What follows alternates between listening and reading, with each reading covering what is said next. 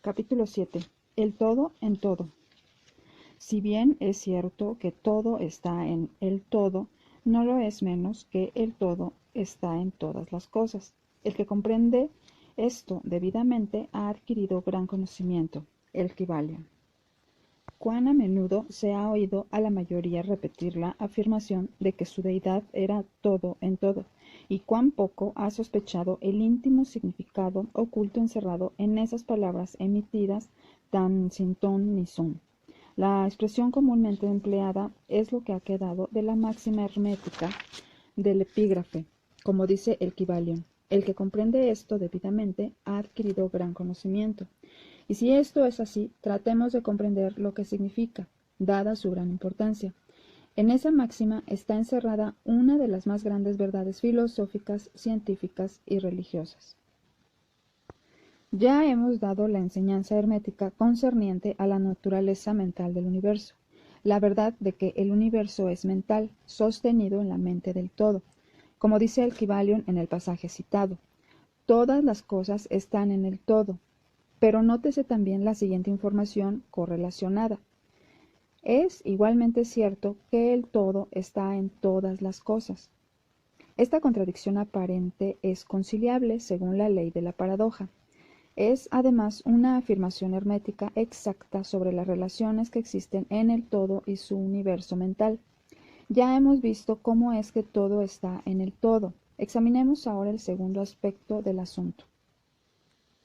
La doctrina hermética indica que el todo es inminente e inherente al universo, así como en toda parte, partícula, unidad o combinación dentro del universo. Los maestros suelen ilustrar este postulado refiriéndose al principio de correspondencia. El instructor pide al estudiante que forme una imagen mental de algo, de una persona, una idea o alguna cosa que tenga forma mental, siendo el ejemplo preferido el de un autor que se esté formando una idea de los personajes, el de un pintor o escultor que está creando la imagen mental de lo que trata de expresar con su arte.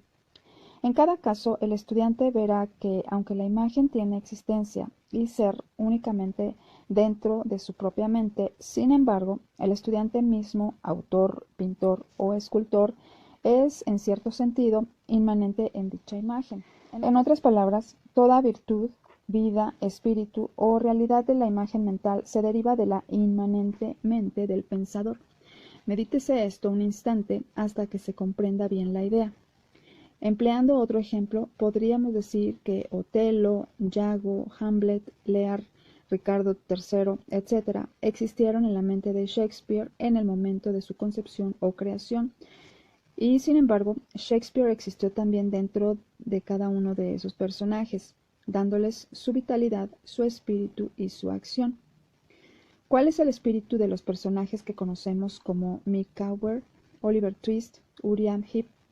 ¿Es Charles Dickens o tiene cada uno de ellos un espíritu personal, independiente de su creador? ¿Tienen la Venus de Médicis, la Madonna Sixtina, el Apolo de Belvedere, espíritus y realidad propios o representan los poderes mentales y espirituales de sus creadores? La ley de la paradoja explica que ambas proposiciones son ciertas, consideradas desde los puntos de vista apropiados. Micawber es a la vez Micawber y Dickens, y mientras puede decirse que Micawber es Dickens, Dickens no es idéntico a Micawber. El hombre, como Micawber, puede exclamar: el espíritu de mi creador me es inherente y sin embargo yo no soy él. Esto es muy diferente de la chocante media verdad que clamorosamente anuncian algunos medios sabios diciendo yo soy Dios. Imaginen al pobre Micawber o al ratero Uriah Heep exclamando yo soy Dickens, o a cualquier otro personaje de las obras de Shakespeare anunciando yo soy Shakespeare. El todo está en la lombriz, pero la lombriz está muy lejos de ser el todo. Pero aunque la lombriz exista meramente como una pequeña cosa creada y teniendo su ser únicamente en la mente del todo, el todo es inmanente a ella, así como las partículas que la componen. ¿Puede haber misterio mayor que el encerrado en esa proposición? Todo está en el todo y el todo está en todo. El estudiante comprenderá, por supuesto, que las ilustraciones dadas más arriba son necesariamente imperfectas e inadecuadas, porque representan la creación de imágenes mentales en mentes finitas, mientras que el universo es la creación de una mente infinita y la diferencia entre los dos polos la separa. Y sin embargo es solo cuestión de grado. El mismo principio es el que opera. El principio de correspondencia se manifiesta en cada una. Como es arriba, es abajo; como es abajo, es arriba. Y en proporción a la realización que obtenga el hombre de la existencia del espíritu subyacente inmanente en su propio ser, se elevará en la escala de la vida.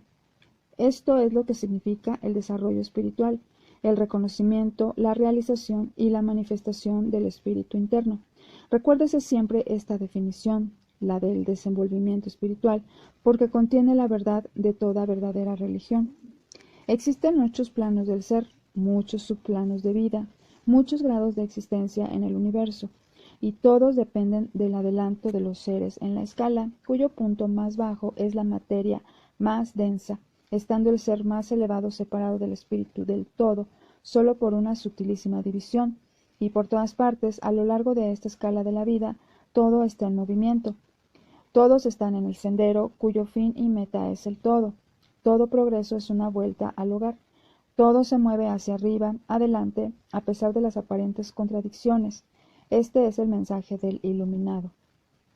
La doctrina hermética concerniente al proceso de la creación mental del universo es que, al principio del ciclo creador, el todo, en su aspecto de ser, proyecta su voluntad hacia su aspecto de devenir, y el proceso de la creación comienza.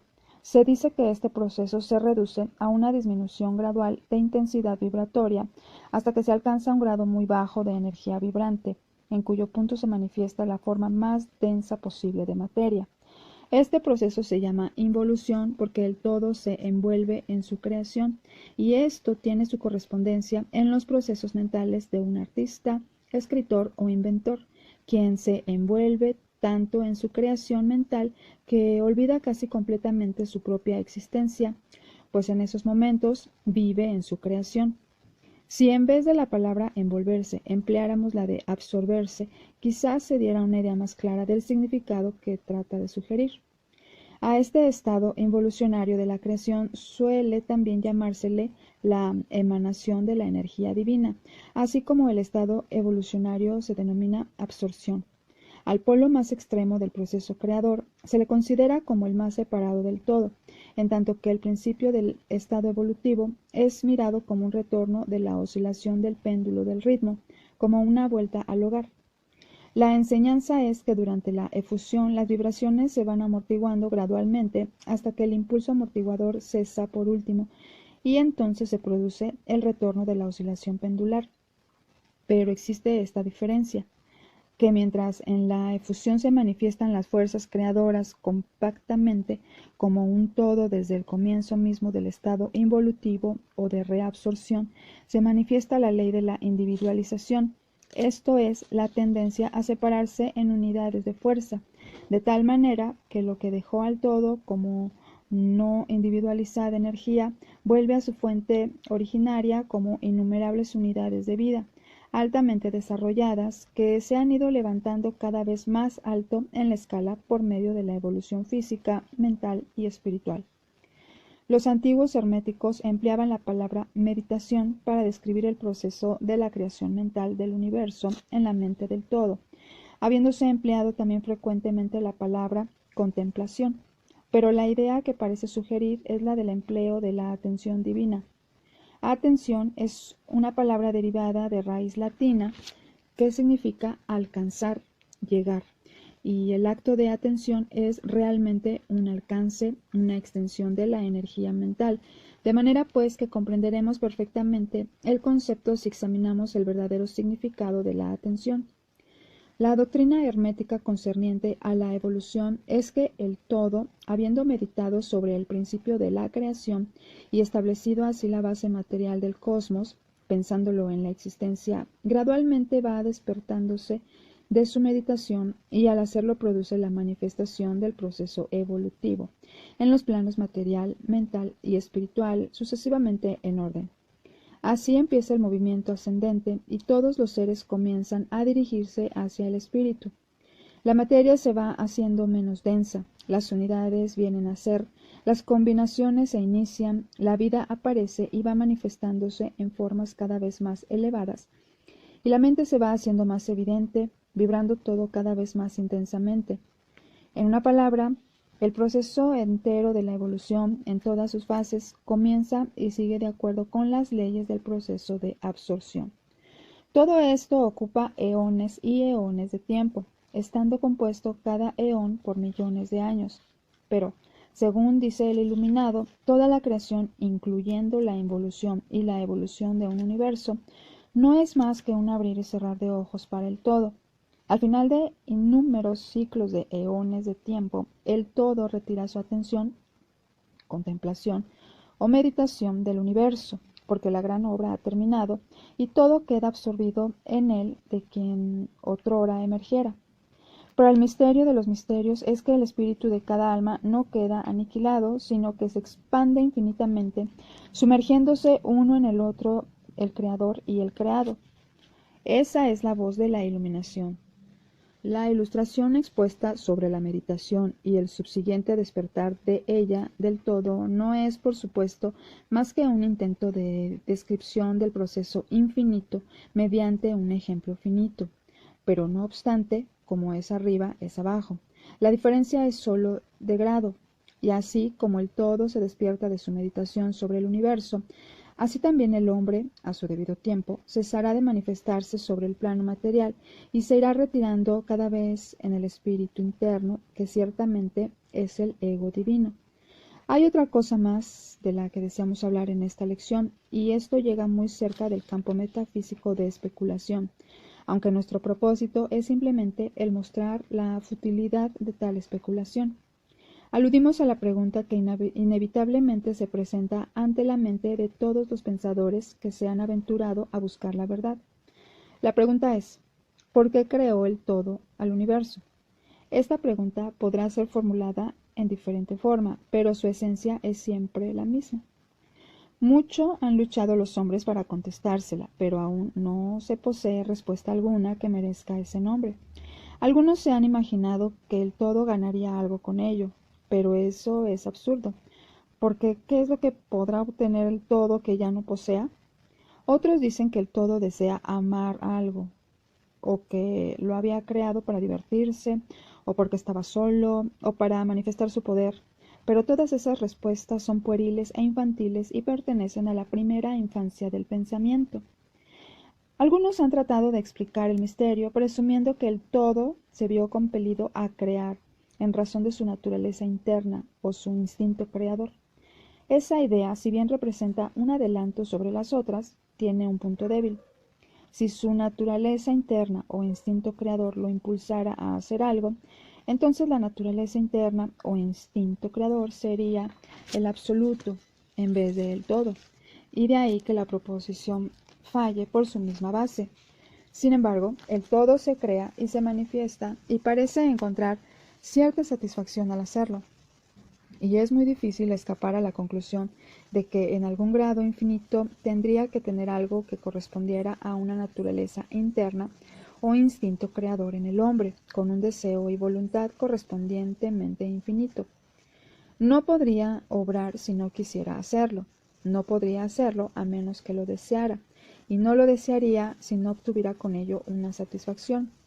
Y todas estas cosas pertenecerían a una naturaleza interna y podría postularse su existencia de acuerdo con la ley de correspondencia, tanto interna como externa. Este es el problema que yace en la raíz misma de la dificultad y la dificultad que se encuentra en la misma raíz del problema.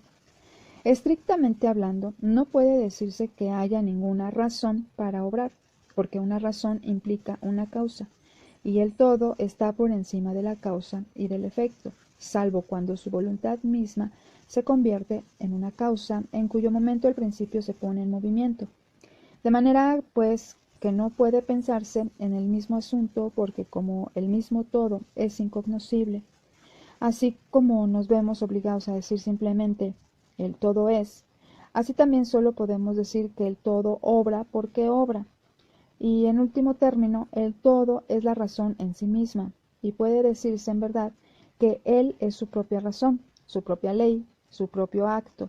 Mejor aún, que el todo, su razón, su acto y su ley son uno, siendo las palabras diferentes nombres de la misma cosa. En opinión de los que esto escriben, la respuesta se halla encerrada en el íntimo ser del todo, en su ser secreto. La ley de correspondencia, es nuestra opinión, sólo llega al aspecto del todo que denominamos el aspecto de devenir o de estado.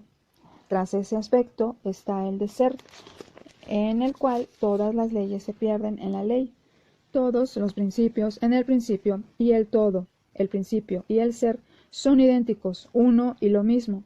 Por consiguiente, toda especulación metafísica sobre el punto es fútil. Si nos ocupamos aquí de la cuestión, es sólo para mostrar que, si bien reconocemos el hecho, reconocemos también lo absurdo de las respuestas dadas por metafísicos y teólogos.